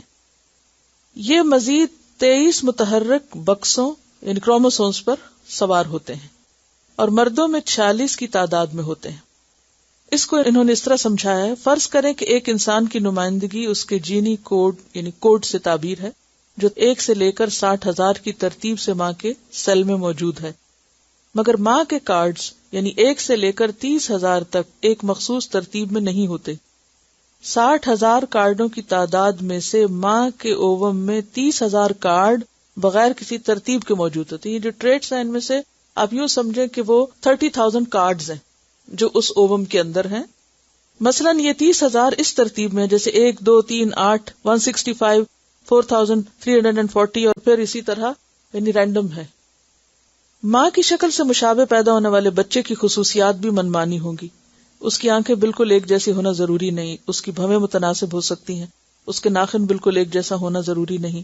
مگر ہمیں یہ نقطہ نہیں بھولنا چاہیے کہ ایک بچے کی پیدائش کے لیے ضروری ہے کہ اس کے گمشدہ کارڈ یعنی فارمولا مل جائیں. یہ کارڈ قدرتی طور پر باپ کے نطفے سے ودیت ہوں گے، یعنی جو مسنگ کارڈز ہیں وہ کہاں سے آئیں گے؟ باپ کے سیل سے آئیں گے. باپ کا جو نطفہ ہے اس کے اندر بھی 30,000 کارڈز ہیں. 30,000 ماں کے اندر ہے، 30,000 وہاں ہے. ان کو باہم ملنا ہے پھر جسم بننا شروع ہوگا. اب وہ میچنگ کیسے ہوگی؟ وہ 30,000 کی میچنگ کتنی دیر میں ہوتی ہے؟ بات یہ ہے کہ ایک جو نطفہ ہے اس میں 25 کروڑ سیلز ہوتے ہیں. ایک نطفہ 25 یعنی 250 ملین سیلز ہوتے ہیں جو ایک اووم کے مقابلے میں ہوتے ہیں. یعنی ایک ایگ جو ہے اس کے کتنے امیدوار ہیں؟ 25 کروڑ. جی، اور اس میں سے جو ایک اس سے جا کے ملے گا وہ کون سلیکشن کرتا ہے؟ وہ اللہ ہی کرتا ہے. اور اس کے اندر وہ خصوصیت ہوتی ہے، وہ جو 30,000 کارڈز مسنگ ہے یہاں وہ وہاں ہیں، ان کو ان کے ساتھ آ کے ملنا ہے اور پھر جا کر وہ آگے اس کا پروسیس شروع ہوگا. یہ کہتے ہیں کہ فرض کیجئے آپ کو 30,000 کارڈوں کا ایک سیٹ دیا جاتا ہے، ان میں سے ہر کارڈ 1 سے لے کر 60,000 تک کی گنتی کے ایک نمبر کا حامل ہے، اس میں ایک نمبر ہے. اس کے بعد آپ کو 25 کروڑ تھیلیاں دی جاتی ہیں. اب آپ مخصوص اور صحیح تھیلی ڈھونڈ کر اپنا سیٹ پورا کریں. آپ کو رائٹ چیز چاہیے اس کے لیے.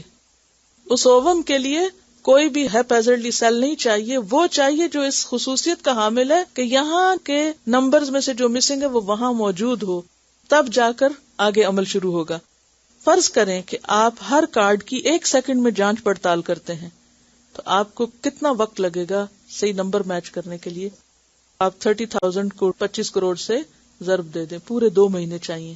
مگر ماں کے اووم کو نہ صرف ان تمام نمبروں کی تعداد کو گمشدہ کارڈ کی تلاش میں کھنگالنا پڑتا ہے، بلکہ اس کو ان تمام خصوصیات کے مطابق نامیاتی مرکب یعنی امینو ایسڈ کی بنیاد کا تعین بھی کرنا ہوتا ہے جو یہ فضا پیدا کرے جس میں باہمی رابطے کے زاویے قائم ہوں۔ کہتے ہیں کہ اگر یہ سارا عمل لیبارٹری میں کرنا پڑے تو اس کے لیے سارے ہتھیاروں سے لیس 1000 ماہرین حیاتیات یعنی بایولوجسٹ جو ہیں وہ موجود ہوں، اور پھر 25 کروڑ نطفوں کی خلیوں کی بھیڑ میں سے صحیح نطفے کا انتخاب کریں تو ان کو کئی سال لگنے چاہیے۔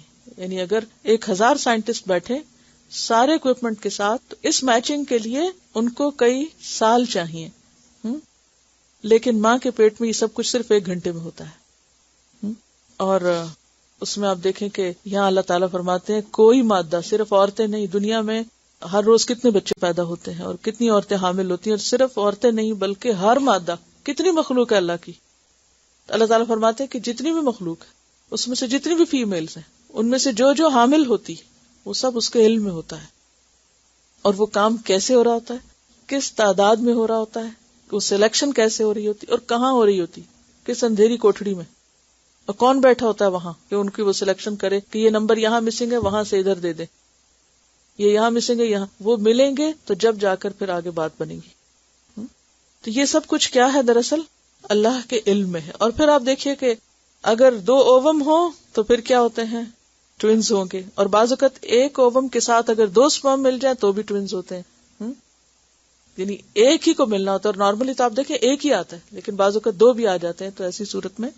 اور پھر انسان میں 46 کروموسومز ہوتے ہیں جس میں سے 23 ماں کے اور 23 باپ کے ہوتے ہیں۔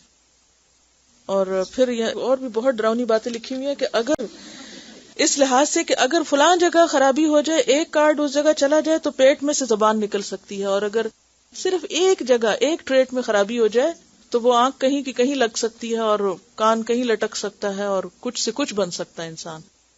تو یعنی کتنے پرفیکٹ ہے، فتبارک اللہ احسن الخالقین، کس قدر پرفیکٹ طریقے سے اس نے انسان کی تخلیق کا یہ عمل آسان کر دیا۔ تو جس رب کا یہ علم ہے، قیامت کا علم بھی اسی کے پاس ہے، اور وہی رکھ سکتا ہے، تم لوگ رکھ ہی نہیں سکتے۔ الیہ یرد علم الساعہ وما تخرج من ثمرات من اکمامها وما تحمل من انثى ولا تدع الا بعلمہ، یہ اس کے علم کا احاطہ ہے، یعنی اس کے علم میں ہے یہ سب کچھ۔ ویوم ینادیہم، اس کے باوجود یہاں بیچ میں بات آپ دیکھیں بالکل دوسری، ایک ہی آیت میں دوسری بات شروع کر دی گئی، اور وہ کیا تھا کہ جس رب کا یہ علم ہے تمہیں اسی کے آگے جھک جانا چاہیے، سجدے سے انسان نہ اٹھے، جس کو اللہ کی عظمت پتہ چل جائے، لیکن اس کے باوجود یہ جاہل لوگ اللہ کو چھوڑ کر اوروں کے آگے جا جھکتے ہیں، اوروں سے اولاد مانگنے جاتے ہیں۔ سبحان اللہ۔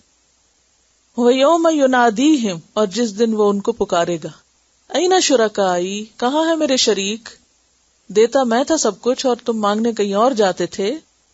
قالوا، وہ کہیں گے، آذناک، اطلاع دے دی ہم نے تجھ کو، ہم نے تجھے کہہ سنایا، ہم تجھے بتا چکے، ہم نے عرض کر دیا۔ ما منا من شہید، ہم میں سے کوئی بھی گواہ نہیں، یعنی وہاں جا کر ان کو سمجھ آ جائے گی کہ وہ جو کچھ کرتے رہے وہ غلط تھا، یعنی اس وقت انہیں اپنے سارے معبود بھول جائیں گے، اور کوئی بھی اس بات کو ایکسپٹ نہیں کرے گا کہ واقعی اللہ کے سوا کوئی اور بھی شریک تھا۔ وَضَلَّ عَنْهُمْ مَا كَانُوا يَدْعُونَ مِن قَبْلُ، اور گم ہو جائیں گے ان سے جو بھی تھے وہ اس سے پہلے پکارا کرتے۔ وَظَنُّوا، اور وہ یقین کر لیں گے، ظن کا ایک معنی گمان ہوتا ہے اور ایک یقین بھی ہوتا ہے۔ مَا لَهُم مِّن مَحِيصٍ، نہیں کوئی پناہ گاہ، چھٹکارے کی صورت، سورۃ کہف 53 میں آتا ہے۔ وَرَأَى الْمُجْرِمُونَ النَّارَ فَظَنُّوا أَنَّهُمْ مُوَاقِعُوهَا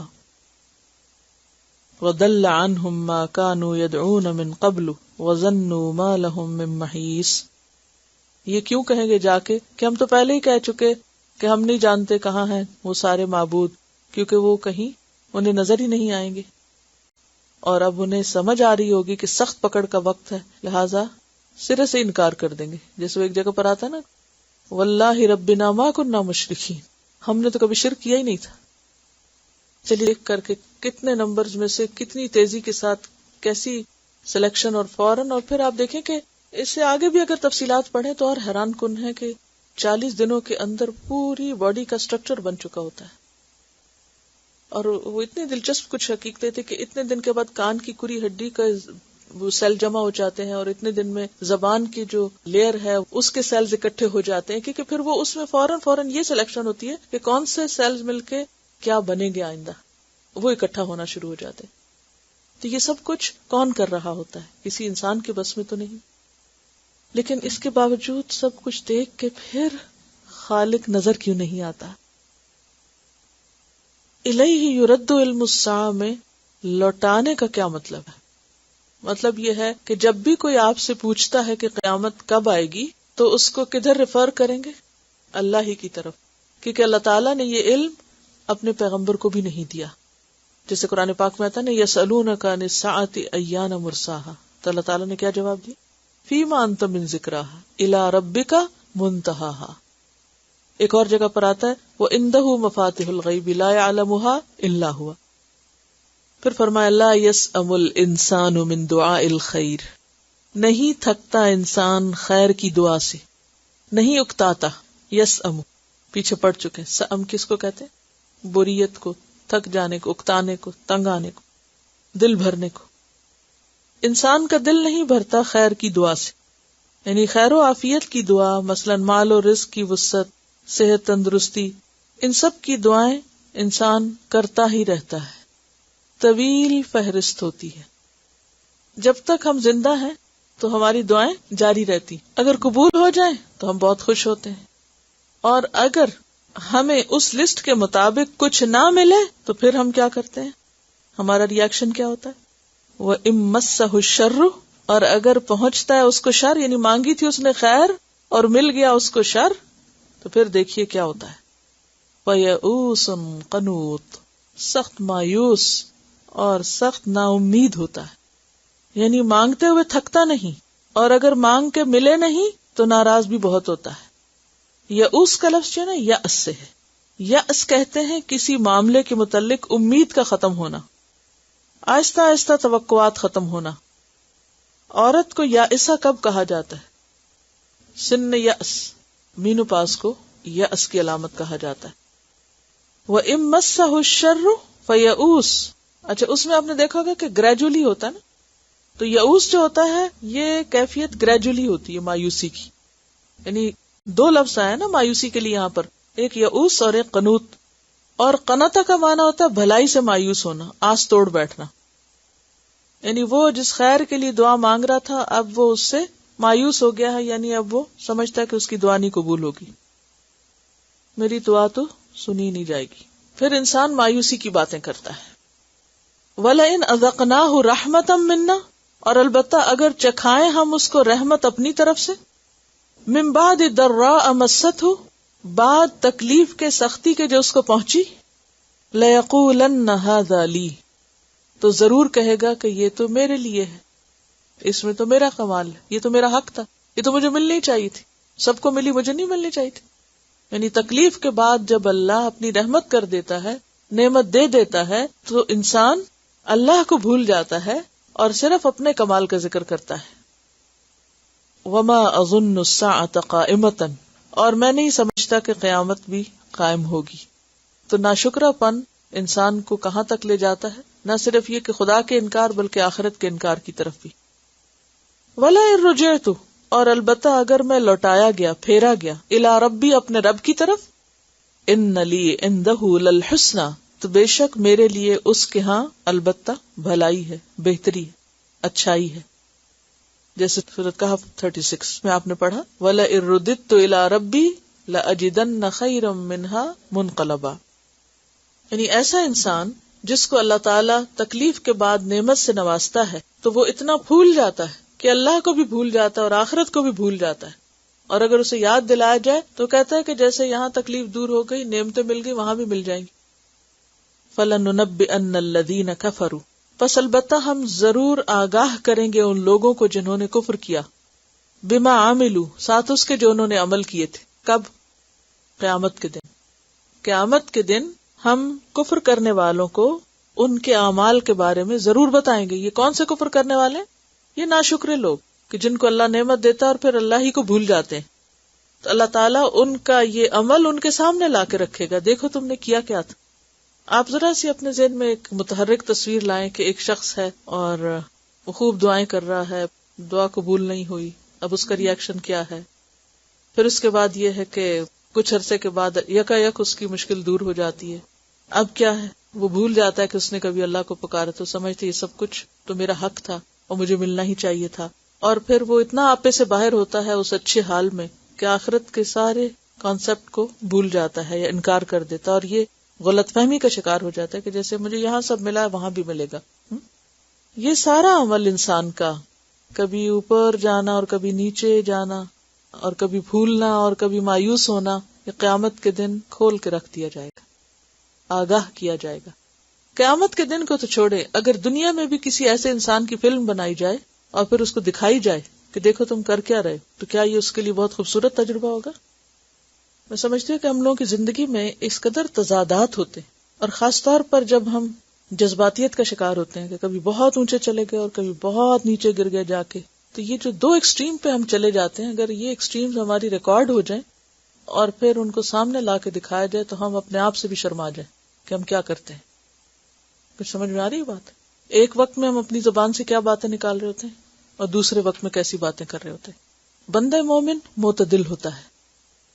وہ کہتے ہیں نا، ظفر اس کو نہ جانیے صاحب فہم و فراز، جسے عیش میں یاد خدا نہ رہی، جیسے تیش میں خوف خدا نہ رہا.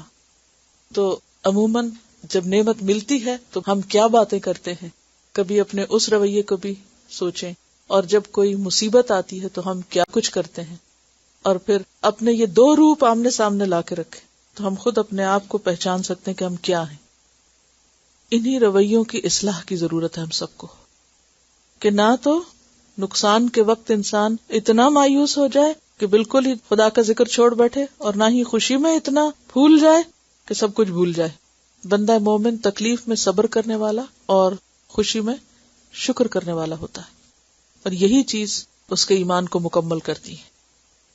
ٹھیک ہے، خوشی کے وقت ایک ایکسائٹمنٹ ضرور ہوتی ہے، یعنی یہ ہمیں نہیں کہا کہ روبوٹ بن جاؤ اور نہ تم خوش ہو نہ ہنسو اور نہ رو، تمہیں رونا بھی نہیں آنا چاہیے، تمہیں ہنسنا بھی نہیں چاہیے، یہ نہیں مطالبہ. کس چیز کو کنڈیم کیا جا رہا ہے؟ انتہائی رویوں کو. بات یہ ہے کہ جو چیز آپ اپنے آپ سے کروانا چاہیں نا وہ کروا بھی سکتے ہیں، لیکن اس کے لیے تکلیف اٹھانی پڑتی. انسان سب سے پہلے اپنے رویوں کو انالائز کرے، دوسروں کو بھی موقع دے کہ وہ اس کو بتا سکے.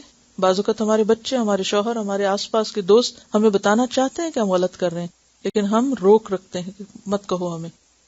تو دوسروں کو بتانے کی اجازت دیں، اور پھر یہ کہ کوئی نہ بھی بتائے تو ہمیں خود بھی پتہ چل رہا ہوتا ہے کہ ہم غلط ہیں، تو پھر غلطی کو مان لیں، اور ماننے کے بعد آئندہ نہ کرنے کا عہد اور اس کے ساتھ اللہ سے دعا. تو اللہ تعالیٰ ضرور توفیق دیتا ہے. والذین جاہدوا فینا، جاہدوا کرنا پڑتا ہے، لنہدینہم سبلنا، ہم ضرور اپنا رستہ ان کو دکھائیں گے. فلننبئن الذین کفروا بما عملوا، ہم ضرور آگاہ کریں گے ان کو جنہوں نے کفر کیا ان کے اعمال. وَلَنُذِيقَنَّهُم مِّنْ عَذَابٍ غَلِيظٍ، اور البتہ ہم ضرور چکھائیں گے ان کو عذاب غلیظ میں سے. غلیظ ہمارے ہاں اردو میں گندے کے معنی میں استعمال ہوتا ہے، جبکہ عربی میں غلظہ کا معنی ہوتا ہے موٹا ہونا، گاڑھا ہونا، سخت، کھردرا، ناہموار. غلیظ کیا ہوتا ہے؟ موٹا، گاڑھا، سخت، کھردرا، ناہموار. آپ دیکھیے کہ کبھی آپ کا کسی ایسے سیکیورٹی گارڈ سے واسطہ پڑا ہو کہ جو ہیوج ہو، لمبا چوڑا ہو، اور رویے میں بھی سخت ہو اور باتیں بھی کھردری ہوں اور دیکھے بھی سختی سے گھور کے، تو بالکل اسی طرح وہ عذاب جو ہے جہنم کا، اس میں ساری سختیاں پائی جائیں گی.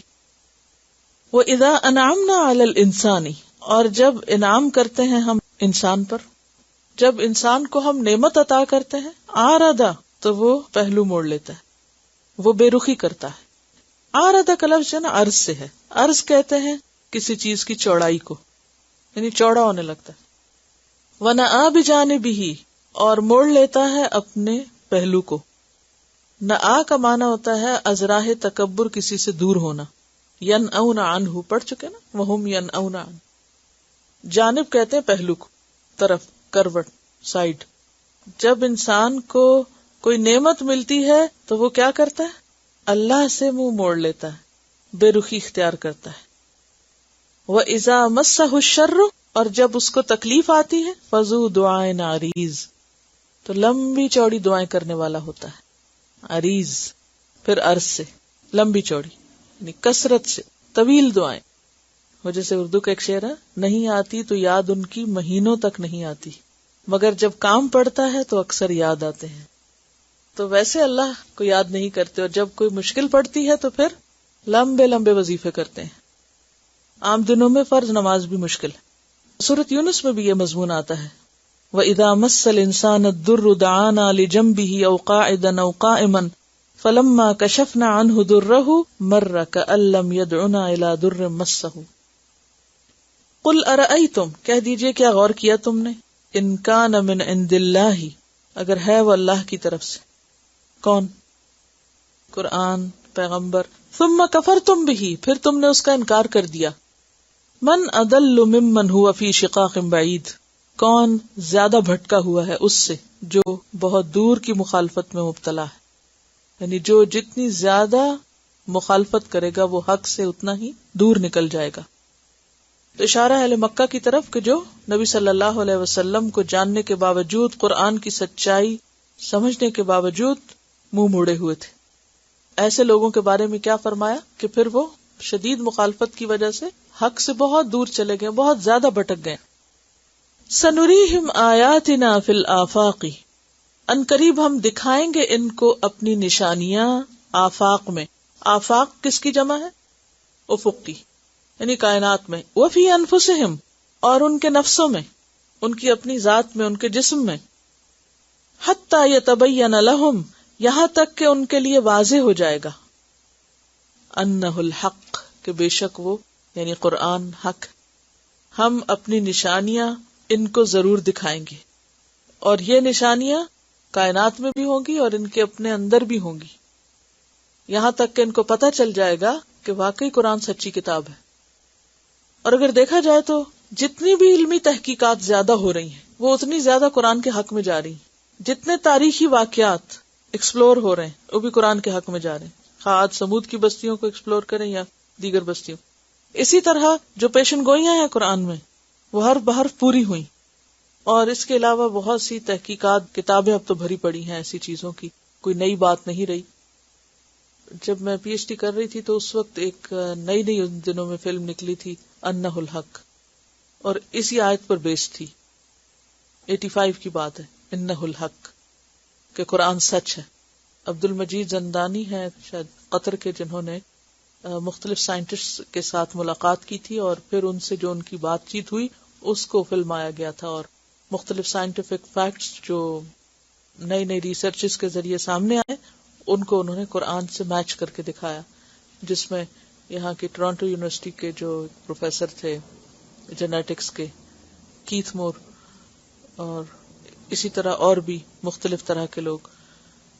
تو بات یہ ہے کہ بہت ساری چیزیں ایسی سامنے آئی ہیں کہ جو تحقیقات کے ذریعے اب پتہ چلی ہیں، لیکن ان کی انفارمیشن 1400 سال پہلے قرآن مجید میں موجود تھی. ایک چھوٹی سی مثال دیکھیے، مثلا حامان کے بارے میں اس وقت تک کسی کو بھی نہیں پتا تھا فرعونی تاریخ میں یا ایجپشن سیولائزیشن ہسٹری میں کہ وہ کون تھا، جب تک کہ ایجپشن رائٹنگز جو ہیں ان کو پڑھنے کا یا ڈی کوڈنگ کا طریقہ سامنے نہیں آیا. فرعونی تحریریں جو ہیں وہ تصویروں کی شکل میں ہیں، اور ان کو ریسنٹلی ڈی کوڈ کیا گیا. ان کے ذریعے پتا چلا کہ جو حامان تھا وہ دراصل پتھروں کی کانوں کا سربراہ تھا. تو قرآن نے 1400 سال پہلے یہ بتایا کہ فرعون نے حامان سے کہا یا حامان ابن لی سرحن.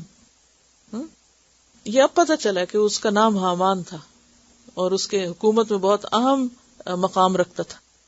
تو خواہ تاریخی حقائق ہوں یا جنین سے متعلق چیزیں ہوں، بچے کی پیدائش سے متعلق ہوں، یا واٹر سائیکل ہو، یا اسی طرح مختلف پہاڑوں کی جو تخلیق ہے اس کی بات ہو، تو بہت ساری ایسی چیزیں ہیں کہ جن کا علم قرآن میں پہلے سے موجود ہے، لیکن عام لوگوں کو تحقیق کے ذریعے اب پتہ چل رہی ہے.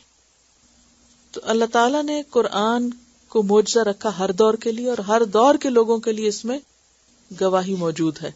تو اللہ تعالیٰ فرماتے سنریہم آیاتنا فی الآفاق وفی انفسہم، بڑے پیمانے پر بھی اور چھوٹے پیمانے پر بھی ہم ان کو نشانیاں دکھاتے رہیں گے. سورۃ غافر میں بھی آتا ہے نا، هو الذی یریکم آیاتہ وینزل لکم من السماء رزقا، اور ان کے جسم کے اندر بھی، یہاں تک کہ یہ بات کھل کے سامنے آ جائے گی، واضح ہو جائے گی کہ انہ الحق. اولم یکف بربک، کیا کافی نہیں تجھ کو تیرا رب، انہ علی کل شیء شہید، کہ وہ خود ہی ہر چیز پر گواہ ہے. یعنی اگر کائنات کی گواہی نہ بھی آئے، سائنس کی گواہی نہ بھی آئے، بیرونی گواہی نہ بھی آئے، تو کیا اللہ کی بات اٹ سیلف سچی نہیں؟ کسی بات کے لیے پروف کی ضرورت کیا ہے؟ ایک مومن کے لیے تو اتنا جاننا ہی کافی ہے کہ اللہ کی بات ہے، اور وہ کیا کہتا ہے، آمنا وصدقنا، میں نے مان لیا اور میں نے تصدیق کی کہ سچ ہے. اگر اللہ کی طرف سے تو سچ ہے، خواہ سائنس اس کے موافق نتائج لائے یا اس کے مخالف لائے. الا انہم فی مریۃ من لقاء ربہم، خبردار سنو، بے شک وہ اپنے رب کی ملاقات کے بارے میں شک میں ہے. مریا بھی شک ہوتا ہے، ریب بھی شک ہوتا ہے. مریا کہتے ہیں کھلی حقیقت سے شک، یعنی ایسی چیز کے بارے میں شک کرنا کہ جس میں شک ہونا ہی نہیں چاہیے. ٹھیک ہے، کون سا شک ہے مریا؟ کھلی حقیقت کے بارے میں، کسی مسلم نظریے کے بارے میں شک، اور کسی حقیقت کو مشکوک باتوں سے مشکوک کرنا. الا انہم فی مریۃ، خبردار بے شک وہ مریا میں ہے، یعنی ایسے شک میں جس میں ہونا نہیں چاہیے تھا شک. من لقاء ربہم، اپنے رب کی ملاقات سے. الا انہ بکل شیء محیط، خبردار بے شک وہ ہر چیز کا احاطہ کرنے والا ہے، ہر چیز کو گھیرے ہوئے ہے. کون؟ اللہ. اگر لوگ اس کو نہیں مانتے یا اس کی ملاقات کو نہیں ماننا چاہتے تو بھاگ کر کہاں جائیں گے؟ تو ہر چیز کو گھیرے ہوئے. ان ربک احاط بالناس، کوئی اس کا اقرار کرے یا انکار کرے، بہرحال اس سے بھاگ کے نہیں جا سکتا. یہ کل کی آیات پر کسی نے لکھا ہے کہ کل کی آیات اتنی دل کو لگنے والی تھی کہ میں انہی پر سوچتی رہی. جیسا کہ آیت 25 میں آیا ہے کہ برے دوستوں کی دوستی سے انسان کس طرح مزید بہکتا ہے، لیکن اصل میں برائی انسان کے اپنے اندر ہوتی ہے. یعنی کمپنی اثر کرتی ہے مگر مسئلہ خود اپنا ہوتا ہے. آپ نے کہا تھا کہ یہ خود کو چیک کرنے کا وقت ہوگا کہ ہم کس حد تک اس کورس کے بعد بھی خود کو باندھ پائیں گے. میں الحمدللہ اسی نقطے کے تحت اپنا جائزہ لیتی رہی اور خود کو اللہ کی مدد سے باندھ کر رکھا. لیکن استاذہ میں نے یہ بات نوٹ کی کہ جو کچھ بھی میں نے خود پر زور ڈال کر کروایا میں کرنے میں کامیاب ہوئی، اور جہاں میں نے سستی کی وہیں میں کام کرنے سے رہ گئی. اور میں سوچتی رہی کہ مجھے کسی نے کسی کام کے لیے نہ مجبور کیا نہ روکا، لیکن یہ میرا اپنا آپ ہی تو تھا جو مجھے چلاتا اور روکتا رہا. بہت سے کام خود سے کروانے کے باوجود بھی میں نے بہت سا وقت ضائع کیا جو صرف سستی سے بیٹھ کر، لیٹ کر یا کچن میں کھڑے ہو کر میں نے گزارا. میں چاہتی تو میں اس وقت میں بھی بامقصد کام کے چند ہی صحیح اضافی لمحے نکال سکتی تھی. اس لیے اللہ تعالیٰ کے ہاں انسان کی پکڑ ہے، کیونکہ اس کے پاس آخرت کے لیے کام کرنے یا نہ کرنے کا اختیار موجود ہے. ضرورت اس بات کی ہے کہ خود سے خود کام لیا جائے اور اس کے لیے اللہ سے مدد مانگی جائے اور اپنے آپ سے سختی کی جائے، یعنی خود پہ ہم خود سختی کر سکے، اپنا محاسبہ خود کریں. ورنہ آیت 29 کی طرح ہم بھی دوستوں ساتھیوں کو پیروں کے تلے روننے کی حسرتیں کرنے والے نہ ہو جائیں. حالانکہ آج ہمارے پاس اختیار ہے کہ آج ہم کام کرنے والوں کا ساتھ اختیار کر کے آخرت کما لیں، کیونکہ بہرحال دوستوں کا ساتھ برائی میں نہیں نیکی میں بھی بڑا کارگر ثابت ہوتا ہے. اور یہ بالکل درست ہے. اسی لیے اللہ تعالیٰ نے فرشتوں کو نیک کام کرنے والوں کا مددگار بنایا، کیونکہ اچھی مجلس اور اچھی صحبت اور اچھے دوست کام کو آسان کرتے ہیں. ان بہت ہی پیاری آیتوں میں سے جو دل اور آنکھوں اور کانوں کو متوجہ کر لیں، جس سے دل نرم اور آنکھیں دھندلا جائیں، میں واپسی پر بھی سارا رستہ یہی سوچتی رہی کہ اللہ تیرے وہ کون سے بندے ہیں جن کے لیے فرشتے اترا کرتے ہیں، وہ کون خوش قسمت ہے. تو اللہ تعالیٰ کا یہی جواب تھا کہ جو زبان کے کھرے ہوں، جو کہیں وہ کر جائیں. ان الذین قالوا ربنا اللہ ثم استقاموا، تو بس اس پر استقامت اختیار کر لیں. جو دعویٰ کیا وہ کر کے دکھایا. جو ہر آندھی طوفان میں اس مضبوط درخت کی طرح جمے کھڑے رہیں جس کی جڑیں زمین کے سینے پر خود کو منوا چکی ہوں. لیکن یہ ہمت اور یہ ثابت قدمی بھی انہی لوگوں کو نصیب ہوتی ہے جو منافقت سے پاک ہوں، جنہوں نے اپنا معاملہ اللہ کے ساتھ سچا اور کھری بنیادوں پر استوار کر رکھا ہو، اور جس کی تجدید وہ ان سارے لمحات میں کرتے رہے ہوں جو اس کے اور اللہ کے درمیان تنہائی اور قربت کے ہوں، چاہے وہ ہجوم ہو مگر اندر سے ان کی اور ان کے رب کی بات ہوتی رہتی ہو. کسی لمحے اس کے ساتھ رابطہ منقطع نہ ہو، ہر حال اور ہر وقت میں اسی سے مدد مانگنے والے، اسی سے مشورہ اور اسی سے امید رکھنے والے، اسی پہ بھروسہ کرنے والے ہوں۔ یہ وہی کر سکتا ہے جو اللہ کو مشکل یا ضرورت ہی میں یاد نہ رکھے، بلکہ خوشی، راحت اور سکون کے دنوں میں بھی اسی کا بن کر رہے۔ تو جیسا کہ کل بات ہو رہی تھی دوستی پر، کہ جب آپ قرآن کی طرف آتے ہیں تو واقعی لوگ پاس سے چھٹنے لگتے ہیں، لیکن اصل میں چھٹنے والے اسی غبار کی طرح ہوتے ہیں جو آندھی یا تیز ہوا اپنے ساتھ لے کر اڑتی ہے۔ ایسے لوگ تو ویسے بھی دنیا میں ضرورت کے وقت بھی کام نہیں آتے، تو آخرت کے سفر کی کٹھن منزلوں پہ ہمارا ساتھ کہاں دیں گے؟ لیکن یہ بھی اللہ کی طرف آنے کا ابتدائی مرحلہ ہوتا ہے، پھر آہستہ آہستہ آپ کو وہ لوگ ملنے لگتے ہیں جنہوں نے سفر آخرت کے لیے کام کرنے پر کمر باندھ رکھی ہو۔